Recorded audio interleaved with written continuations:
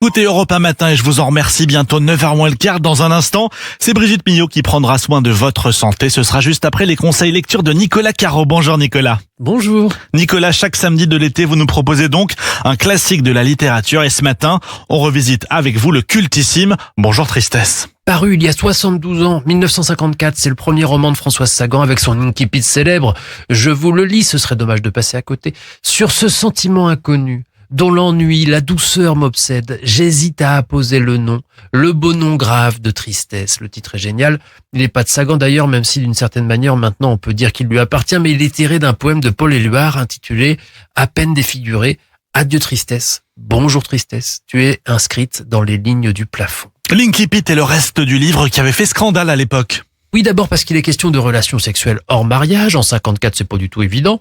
L'été de Cécile, 17 ans, qui passe ses vacances sur la Côte d'Azur avec son père Raymond et la nouvelle copine de celui-ci, Elsa. Puis arrive Cyril, un étudiant de 26 ans qui plaît bien à Cécile.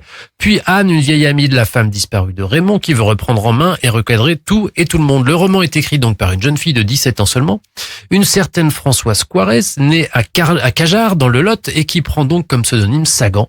Françoise Sagan. C'est un scandale, mais une réussite. 500 000 exemplaires vendus et surtout elle est adoubée par le milieu littéraire. Mauriac la qualifie de charmant petit monstre, mais qu'elle plaise ou non, elle existe littérairement. Il faut dire qu'elle était elle-même un personnage. Françoise Sagan et son Bonjour Tristesse dont on parle encore 72 ans après sa sortie. Merci Nicolas Caro et à la semaine prochaine. En attendant, on va parler santé avec le docteur Brigitte Millot.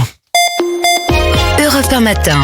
7h, 9h. Maëlle Laurent. Bonjour docteur. Bonjour tout le monde. Vous nous parlez ce matin du PET scan, examen dont on entend régulièrement parler, mais sans savoir véritablement à quoi il sert. Expliquez-nous Brigitte. Alors le PET scan, c'est en fait la combinaison de deux examens.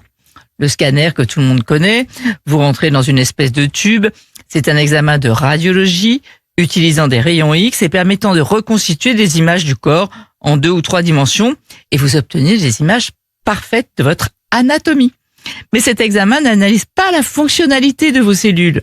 Donc l'idée du PET scan, c'est d'associer une autre technique de manière à avoir à la fois l'anatomie et la fonctionnalité de certaines cellules.